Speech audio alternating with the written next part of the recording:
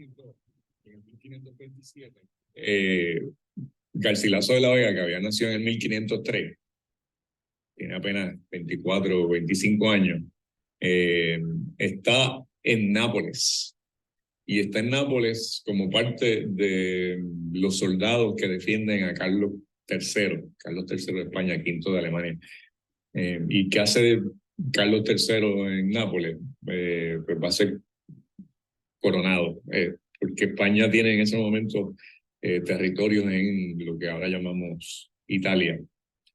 Estamos justamente a 40 y pocos años después del 1492, es decir, después de la conquista de esta parte del mundo, digo, de la conquista sobre todo del Caribe, algunos lugares de América, de lo que ahora llamamos América Central, etcétera.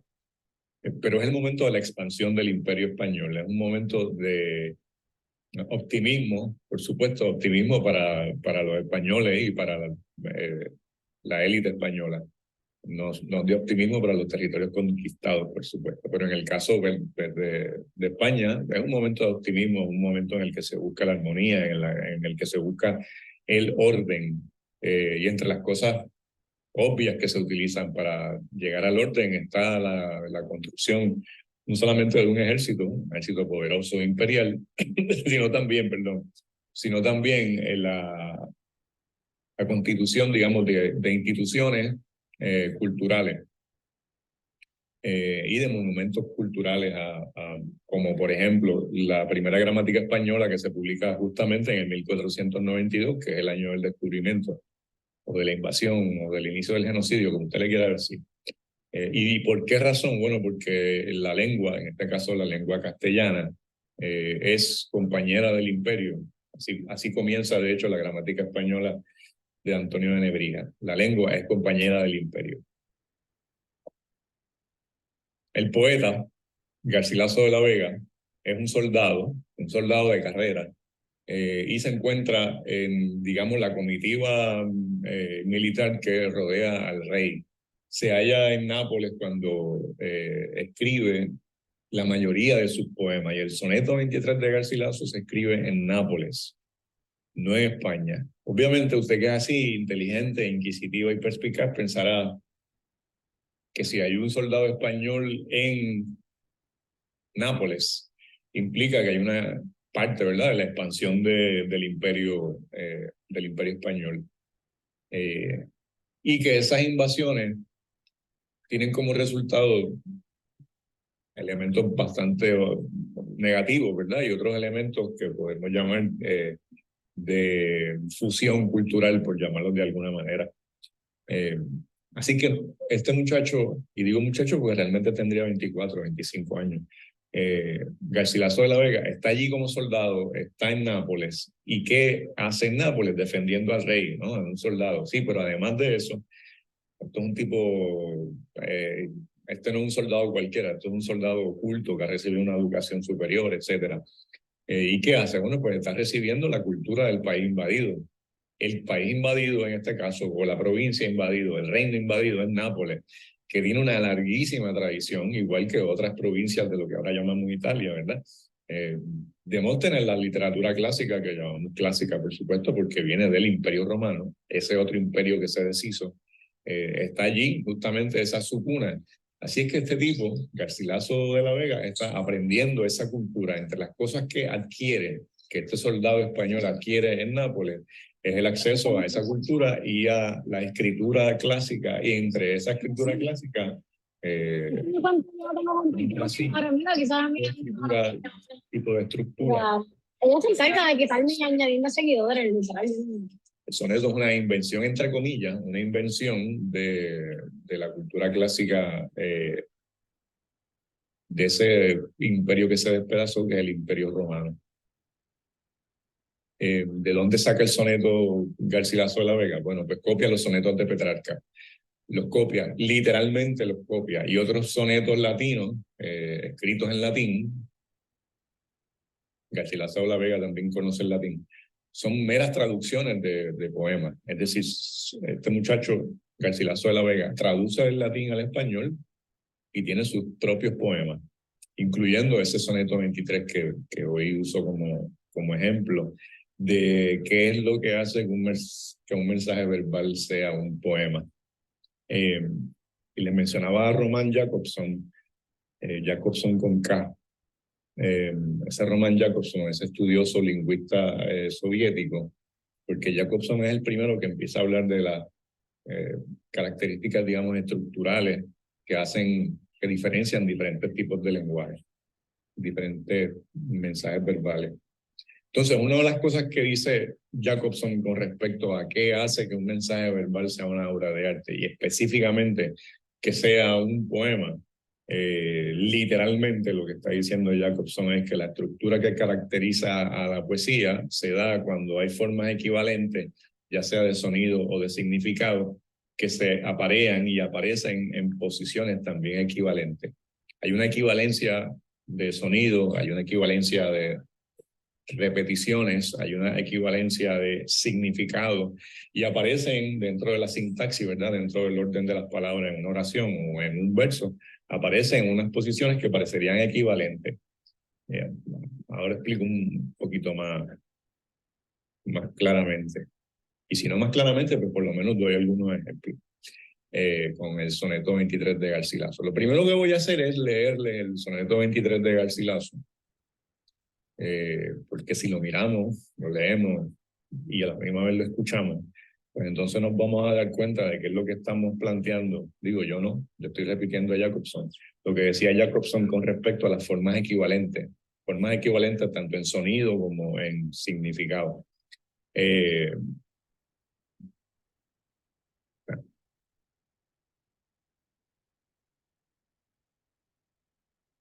Y recuerden que a mí yo no voy a hablar de la biografía de Garcilaso de la Vega, de hecho voy a tratar de no hablar de la biografía de nadie, pero en algunos casos elementos de la biografía podrían ser pertinentes. Como les decía, Garcilaso es un soldado oculto.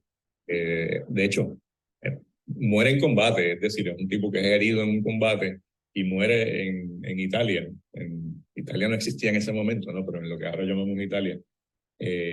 Muere después de haber sufrido una herida en combate, apenas tenía entre 33 y 35 años, la fecha de nacimiento y la fecha de muerte de Garcilaso no está muy clara, ¿no? Pero es un tipo que murió a los 33, 35 años y aún así dejó su impronta en la cultura hispana. Estaba casado con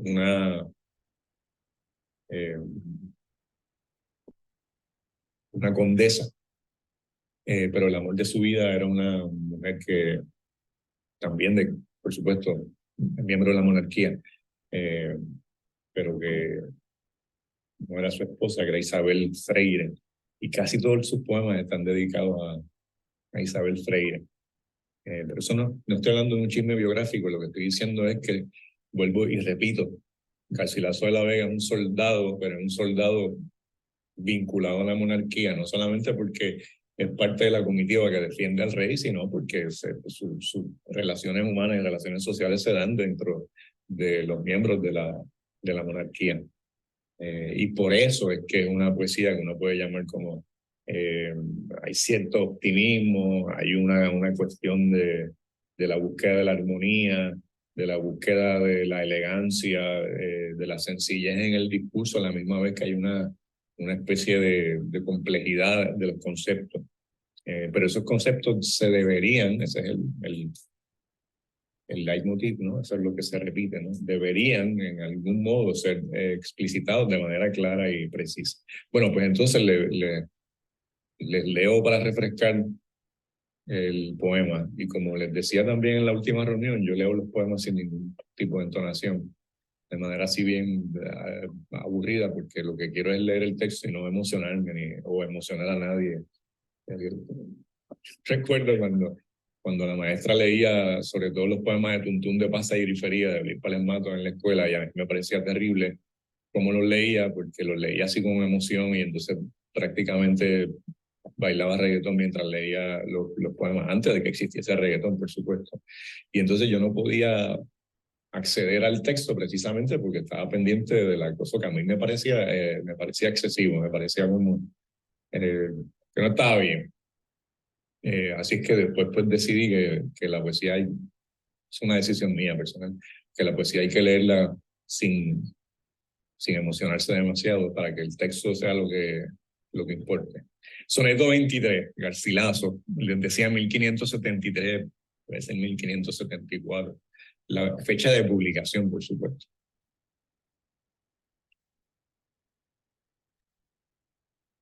Soneto 23. En tanto que de rosa y azucena se muestra la color en vuestro gesto y que vuestro mirar ardiente, honesto, con clara luz la tempestad serena. Y en algunas ediciones también dice que vuestro mirar ardiente, honesto, enciende el corazón y lo refrena. A mí me gusta más el texto, esa versión que dice enciende el corazón y lo refrena. Así que repito la primera estrofa. En tanto que de rosa y azucena se muestra la color en vuestro gesto y que vuestro mirar ardiente, honesto, enciende el corazón y lo refrena. Y en tanto que el cabello que en la vena del oro se escogió con vuelo presto por el hermoso cuello blanco, enhiesto, el viento mueve, esparce y desordena. Coged de vuestra alegre primavera el dulce fruto antes que el tiempo airado cubra de nieve la hermosa cumbre. Marchitará la rosa el viento helado, todo lo mudará la edad ligera por no hacer mudanza en su costumbre. Bien. Ese soneto es quizá dentro de la literatura del siglo de oro, que no es un siglo, sino varios siglos, es quizá el más conocido. Ese soneto 23 de Garcilaso, que es hermano de un soneto que se escribe posteriormente, unos 43, 44 años después. Góngora escribe un soneto con el mismo tema, el mismo núcleo significativo, que es el carpe diem, que es la brevedad de la vida. Disfruta de la vida porque la vida es corta. Ese es el núcleo significativo del poema. Nota a pie de página, los poemas. Sí, el Tempus Fugit, gracias, Nabila. Perdónenme que hay dos comentarios aquí interesantes y no. Sí, Nabila Crane. ¿Quién es Nabila Crane? Está aquí, ya no la veo. Ah, sí. Hola, Nabila. Nabila, ¿usted es familia de Stephen Crane, el escritor de finales del siglo XIX, norteamericano? No. No, a lo mejor usted no lo sabe. O sea, lo conozco su trabajo, pero no creo, no creo que tenemos relación. Bien, Nabila, sí, la Inquisición es una vamos a decir ¿no? Yo dije pero no era, una institución importantísima, porque como hablábamos ahorita de los modos de expansión del Imperio Español, y entonces mencionábamos la cuestión de la gramática española, porque la lengua era compañera del imperio, pues igual la religión, por supuesto, y la religión católica específicamente. La religión es parte de ese instrumento que se utiliza para el expansionismo, y la Inquisición, la Santa Inquisición, es una especie de rama de ese discurso religioso autoritario, represivo, que también es parte de ese modelo de expansión de España en esos siglos. Estoy hablando específicamente, por supuesto, del siglo XVI, temprano del siglo XVI. En 1492 todavía no se inicia el genocidio. De hecho, esos son los pocos momentos en los que los habitantes de esta parte del mundo logran algunas victorias contra la invasión, pero después se inicia, ya entrado el siglo XVI, el genocidio. El Tempus Fugit, del que habla, comenta Nabila, el tiempo fugitivo, el tiempo que se escapa, que es hermano del Carpe Diem, que es la idea esta de que hay que disfrutar de la vida porque la vida es corta. Y para eso hay modos de insertarse en esa idea de que la vida es corta, por lo tanto hay que disfrutarla. También hay otro modo de interpretarlo diciendo, bueno, la vida es corta, por lo tanto no cometas ningún error porque vas a ir al infierno. O la vida es corta, por lo tanto voy a disfrutar de la vida sin tomar en consideración la existencia de un mundo más allá de, o una vida más allá de esta, y así sucesivamente, ¿no? Hay diferentes modos de asumirlo. Pero en el caso de Garcilaso, lo que quiero hacer énfasis después de haber leído el poema, es en lo que decía al principio, ¿verdad? ¿Qué es lo que constituye un mensaje verbal artístico? ¿Cuáles son esos elementos? Que habíamos dicho, entre otras cosas, ¿verdad? Las equivalencias, las repeticiones, los apareamientos, porque el lenguaje poético se distingue del lenguaje narrativo, entre otras muchas cosas. Por eso, precisamente por esos apareamientos, por esos pareados. Entonces vamos al texto. ¿Dónde están esos pareados? No estoy hablando ahora de temas ni le voy a contar sílabas. Pues si es un soneto, y es un soneto petrarquista, pues todos los sonetos petrarquistas tienen la misma cantidad de sílabas, que son 11. Así que eso no es ningún misterio que haya que resolver. Perdón.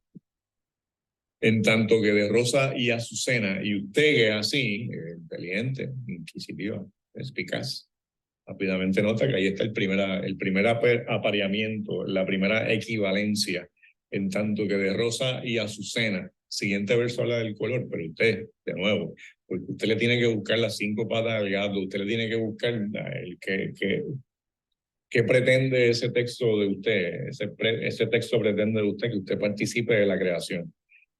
Eso es un lenguaje verbal específico, literario. El lenguaje verbal literario exige de usted participación. Si usted lee un texto literario y no participa del texto, es decir, si usted no busca en el texto algo que le parezca significativo, pues entonces usted está perdiendo el tiempo. El escritor no pierde el tiempo escribiendo. Los que estudiamos literatura no perdemos el tiempo, lo pierde usted si no busca en ese texto aquello que podría resultar significativo. Rosa y Azucena, primer pareamiento, digamos. Lo siguiente es el color. Pero usted ya se detuvo en Rosa y Azucena, y estoy mirando para allá porque tengo el texto allá, en papel. Yo uso papel, no me gusta mirar a las pantallas. Rosa, roja, Azucena, blanca. Y entonces ya usted hace la asociación, fíjese como ya esa equivalencia, en este caso de sonido y de significado, ¿verdad? Rosa y Azucena, la aliteración del sonido, pero además de eso, la equivalencia con respecto a la contradicción con respecto al color rojo, color blanco. Pero entonces lo interesante del asunto con respecto a los apareamientos, lo que sigue a continuación. Se muestra la color en vuestros gestos, ya nos están hablando del color y nosotros ya hicimos la asociación rosa, roja, azucena, blanca. Y lo que sigue, y que vuestro mirar ardiente, honesto, ardiente, rosa, rojo, honesto, Azucena, blanco, monstruo. Es un animal, Garcilaso de la Vega, porque en esa primera estrofa ahí están las equivalencias de manera obvia, casi como diciendo, ahí tiene como una flechita que dice, mira, que hay unas equivalencias, que hay unas contradicciones, que es la que quiero que tengas en consideración. Rosa, Azucena, ardiente, honesto, y además de eso, entonces, en la siguiente estrofa, nos va a dar ese color, esa asociación, digamos, de colores y de significado con enciende y refrena, que vuestra mirada ardiente, honesto, enciende el corazón, enciende y a la misma vez lo refrena.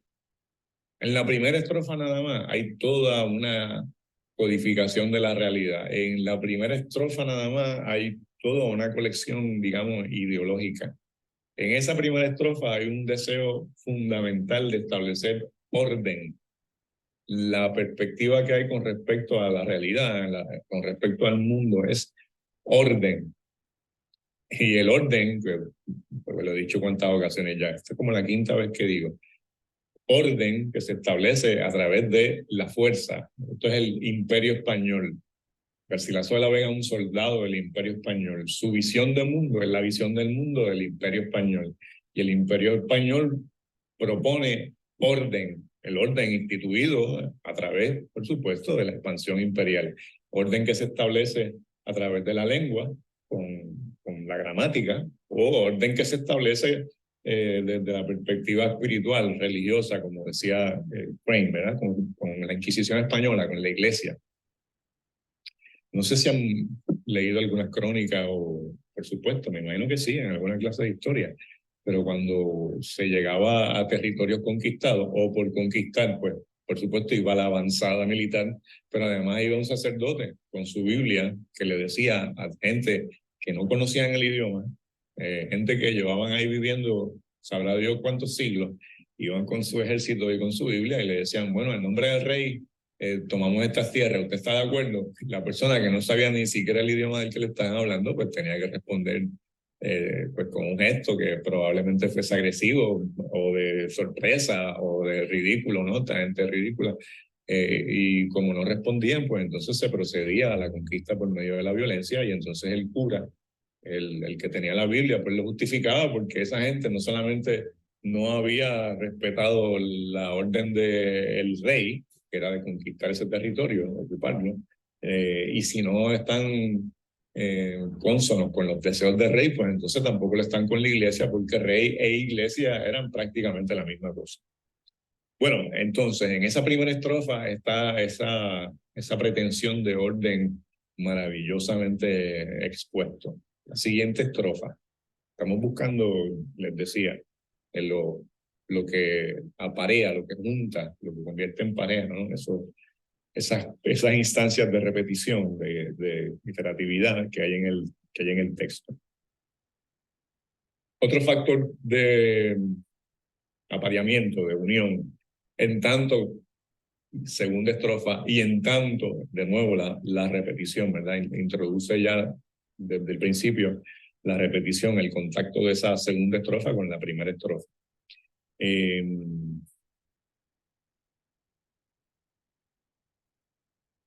Hay en la cuarta estrofa de esa segunda, perdón, en el cuarto verso de esa segunda estrofa, un elemento que también me parece genial. Leo la estrofa completa. Y en tanto que el cabello que en la vena del oro se escogió con vuelo presto, por el hermoso cuello blanco enhiesto, el viento mueve, esparce y desordena. Y ahí hay una gradación que es genial. De nuevo, en ninguna de esas cosas que hemos dicho hasta ahora, estamos planteando que, mucho menos Garcilaso de la Vega, que Garcilaso de la Vega, en medio de su labor como protector del rey de España en territorios ocupados y como soldado, de momento, en medio de esa situación o en medio de una batalla, como ocurrió en varias instancias, estaba escribiendo sonetos. Yo no estoy diciendo eso. Y que en medio de la batalla pensó, voy a escribir un soneto que comience tanto que Rosa y Azucena se muestra la color en vuestros gestos y entonces siguen cayendo los peñones y las lanzas y se escuchan los alaridos y la gente herida y él sigue por allá en vuestro mirar ardiente, honesto, enciende el corazón y lo refrena. Yo no estoy diciendo eso y mucho menos estoy diciendo que Garcilaso de la Vega pensó, voy a hacerlo en pareado, en estos conceptos pareados, Rosa y Azucena, para que quien lo lea 500 años después diga, Rosa, Azucena, rojo, blanco. No, él no estaba pensando en eso. Hago énfasis en eso, como lo hice en la reunión anterior, ¿verdad? Esto no son cuestiones racionales. Yo no estaba allí, por supuesto, pero uno parte de la premisa de que estos no son asuntos que se pensaron antes de producirse, ¿verdad? Entonces les decía con respecto a esa gradación, el viento mueve, esparce y desordena. Maravillosa esa gradación. Fíjese como las palabrillas mueve, esparce, desordena, nos están solicitando a nosotras, a nosotros como lectores y lectoras, una especie de ralentización. Es como que deténganse un poquito aquí. ¿Por qué lo digo? Bueno, mueve, una palabrita de 2 sílabas. Esparce, una palabrita de 3 sílabas. Desordena, una palabrita de 4 sílabas. Así que es casi como un momento en el que en esa segunda estrofa, en el último verso, el poema está apretando un poquito el freno. Está con Rosa y Azucena, ardiente, honesto, enciende, refrena. Y en la segunda estrofa va metiendo el freno. Y en el último verso de esa segunda estrofa, el viento mueve, esparce, desordena. Ya, animal, bestia. Ya. Eso es lo que Jacobson llamaría un mensaje verbal que crea una obra de arte, porque ahí está estructuralmente, olvídese ahora del significado, estructuralmente Hay algo que nos dice que ese lenguaje pone énfasis en la forma, en la materia, en la estructura, en el sonido y además en el significado. En el lenguaje narrativo usual, tradicional, lo que prima es el significado. En el lenguaje poético, no necesariamente. De hecho, lo importante del lenguaje poético es precisamente eso, esa pertinencia y esa importancia que tiene lo estructural, lo sintáctico, hasta la cantidad de sílabas que tiene una palabra. Bueno, continúo. Aprieta el freno con esta gradación 2, 3, 4 y comienza con un mandato, ¿verdad? Coged de vuestra alegre primavera el dulce fruto antes que el tiempo airado cubra de nieve la hermosa cumbre. Hay varias cosas ahí que podrían interpretarse como pareados. El dulce fruto, la hermosa cumbre, pero ahí en esa tercera estrofa está, vuelvo y digo, ¿verdad? El núcleo significativo, por no decir el tema del poema, que es esta cuestión del carpe diem, de que aproveche la vida, porque la vida es corta, aproveche el tiempo, porque es breve, el tiempo se escapa, el tiempo se va. Por eso ahí no dice nada, no hay ningún subterfugio, eso es un mandato. Coged de vuestra alegre primavera el dulce fruto. ¿Por qué? Es una orden. Aprovecha el tiempo. ¿Por qué? Porque el tiempo que no perdona, el tiempo airado, el tiempo que un... Bueno, iba a decir algo sobre el tiempo de una perspectiva así como de Bad Bunny, pero no lo voy a decir porque no puedo usar ese tipo de lenguaje en este momento. Pero el tiempo que no perdona, que es cruel, va a acabar contigo. ¿Cuál es la metaforilla que usa Garcilaso de la Vega? Bueno, la nieve en la hermosa cumbre, ¿no? Las canas. Y usa de modelo, por supuesto, a la mujer. No, va a usar el hombre. Recuerde que estamos hablando de hace 500 años, ¿verdad? Bien. Marchitará, esta es la última estrofa. Marchitará la rosa el viento helado. Marchitará la rosa, recuerden al principio, ¿verdad? Entonces que de rosa y azucena se muestra la color en vuestros gestos. Marchitará la rosa, dice ya al final del texto. El rostro, digamos. El rostro de este modelo arquetípico de la vida, que él lo convierte, ¿verdad?, en una figura femenina. El rostro rojo y blanco, los cachetes rojos, la piel blanca, rubia, por supuesto, ese es el arquetipo, ¿verdad?, del momento. Estoy hablando del Renacimiento español. Bueno, pues el tiempo va a marchitar ese rostro, todo lo mudará la edad ligera, todo, ¿no? Aquí no hay meridianos, aquí es que el tiempo airado va a cubrir de nieve tu cabello, es decir, antes era rubio o lo que sea, antes tenía el pelo de otro color, pero siempre en la vejez va a tener el pelo blanco. O sea, la cercanía de la muerte, de que se está acabando el tiempo. Entonces, y luego está diciendo que la lozanía del rostro, aquel rostro rosado, aquel rostro rojo y blanco de rosa y azucena, se va a marchitar.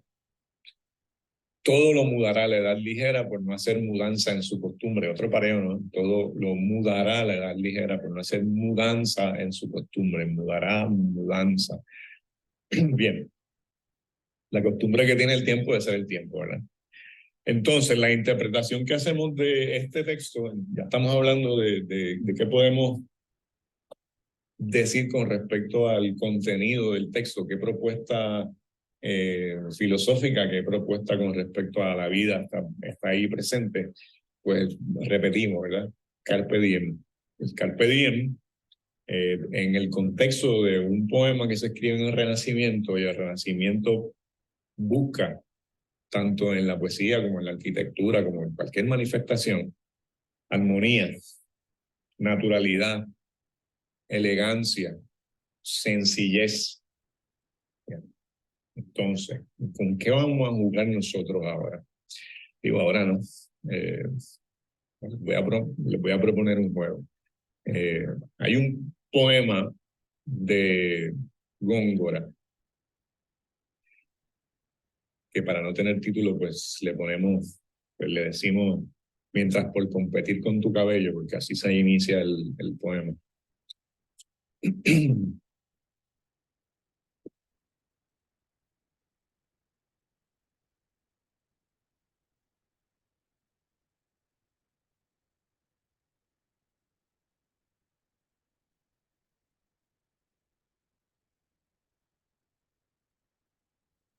Mientras por competir con tu cabello, oro bruñido, el sol relumbra en vano. De nuevo, es el mismo arquetipo estético, digamos.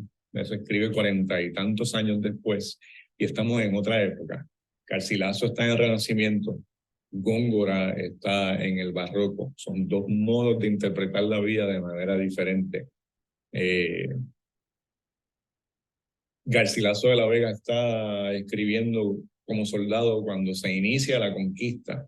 Y la conquista en su inicio es conquista tras conquista tras conquista, ¿verdad? No hay ninguna derrota en ningún momento. Pero ya Góngora está en el momento en el que comienza la decepción y cuando comienza a aflojar el optimismo de la conquista. Así que su visión de mundo, la visión de mundo de Góngora es diferente a la de Garcilaso de la Vega.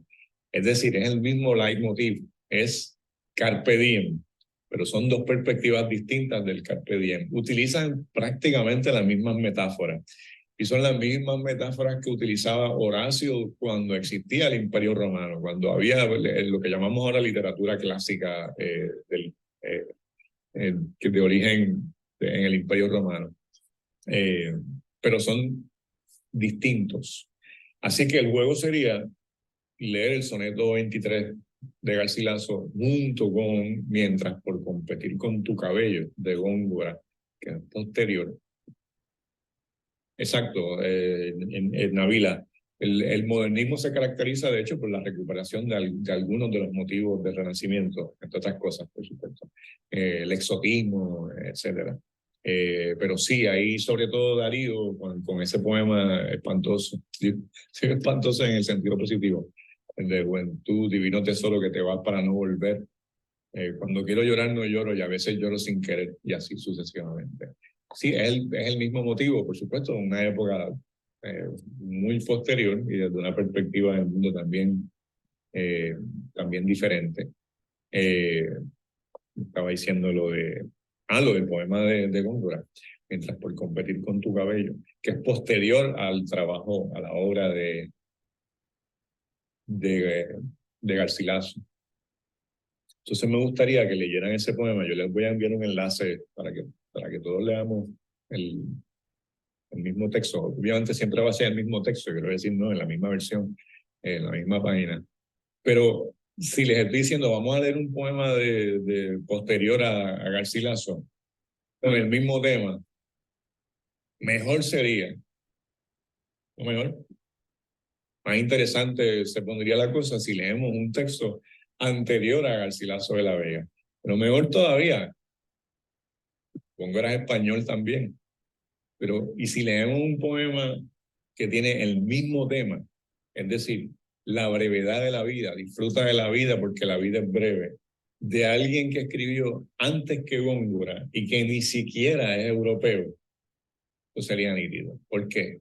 Porque entonces podemos llegar a la conclusión de que estos temas que llamamos clásicos no son temas que salen de Europa y si no entendemos la cultura europea, pues no vamos a entender el mundo. No, no.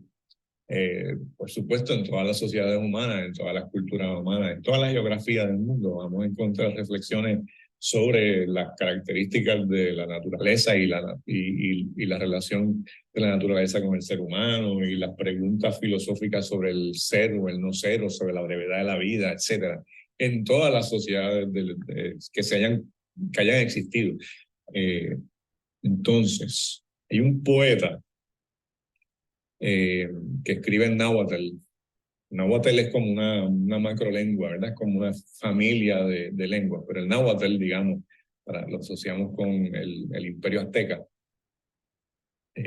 Y hay un poeta que se ha cifrado la fecha de producción de su trabajo escrito en los 1470 y tantos. Es decir, 30 años antes que Garcilaso de la Vega nazca. Y escribe poemas muy similares a los poemas de Horacio. Por supuesto que no conoce a Horacio, por supuesto que no conoce la cultura latina, por supuesto que no ha leído literatura española porque es un príncipe azteca escribiendo antes de que Cristóbal Colón llegue al Mar Caribe. Vamos a verlo todo. Nezahualcóyotl. Nezahualcóyotl es un poeta, un príncipe, escribe poesía. Y entonces yo lo que voy a hacer para que juguemos con esto es leer ese poema. O sea, yo lo leí, que lo lean ustedes.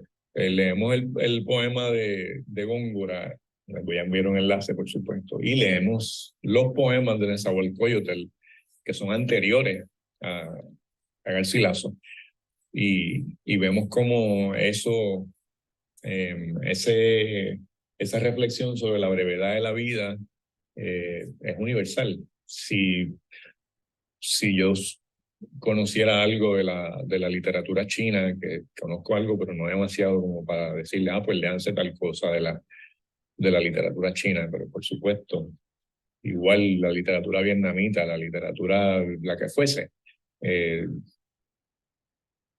siempre va a haber reflexiones con respecto al tiempo. Entonces, ¿qué les parece? A mí me gusta esta cuestión de que usted lea a Góngora y entonces de reversa rápidamente, aceleradamente, sin mirar por el retrovisor hasta Nezahualcóyotl, y entonces lea que Demóstenes escribía este príncipe indio en el mal sentido, ¿verdad? Nativo, azteca, sobre temas similares, asociándolo no con la figura femenina, que eso también es bien interesante. Nezahualcóyotl no empieza a hablar del tiempo utilizando el cuerpo femenino como el paradigma, sino la naturaleza. Te verá qué belleza de poema los de Nezahualcóyotl. Entonces, claro, como usted es así, inteligente, inquisitivo y perspicaz, pues yo le voy a proponer también que piense, y este tema de la brevedad de la vida y el paso del tiempo, ¿cómo se trabajaría en el presente o en su defecto? ¿Cómo se trabajaría eso en el futuro? Hay una película, y usted dirá, una película, nos va a poner a ver películas. Yes, indeed. El cine es un lenguaje como cualquier otro, ¿verdad? Hay una película antiquísima para usted, por supuesto, que pensará que las películas de hace 3 años son viejas, pero no es de hace 3 años, del 1982. Es un clásico del cine que se llama Blade Runner.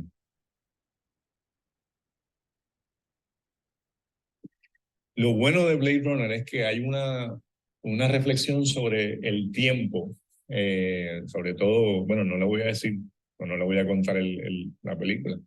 Es una película de acción, es una mezcla, es la primera vez que se hacía, 1982, una mezcla del cine noir, del cine detectivesco con la ciencia ficción.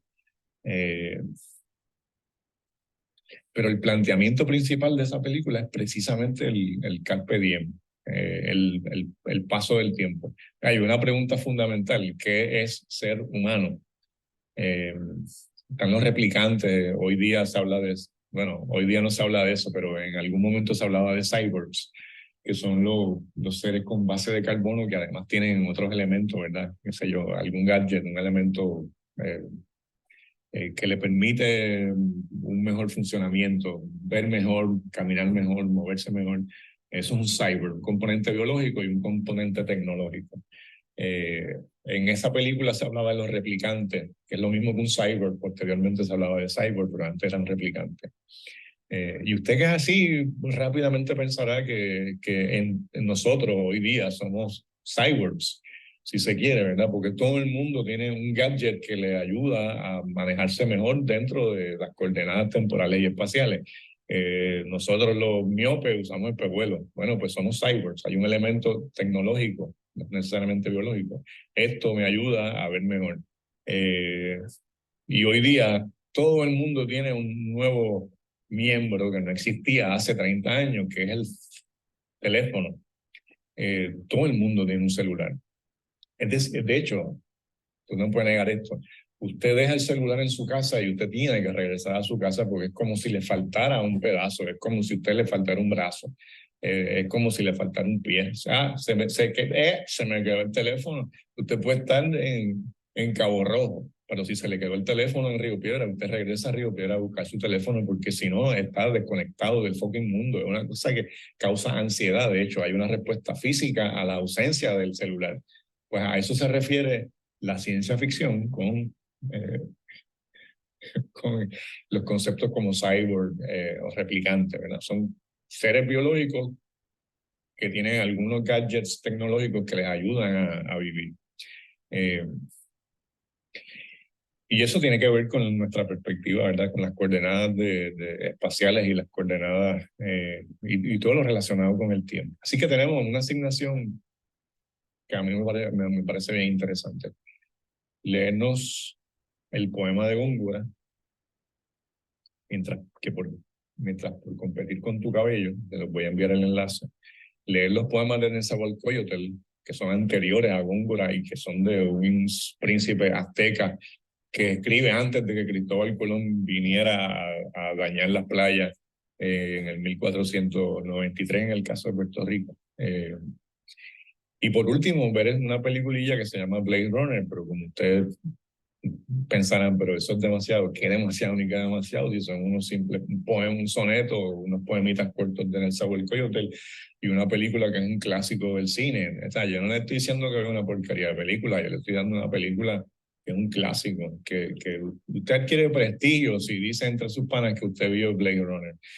Es Blade Runner, no confunda. Yo le voy a enviar un enlace. Es Blade Runner. No vean Blade. Blade es una de las peores películas que jamás se hayan filmado. Estoy hablando de Blade Runner. Bien.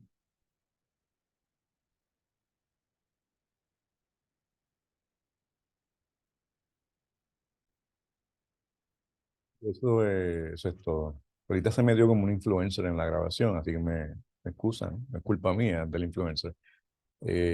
Solo me resta decirle que la vida es corta, así que disfrútela.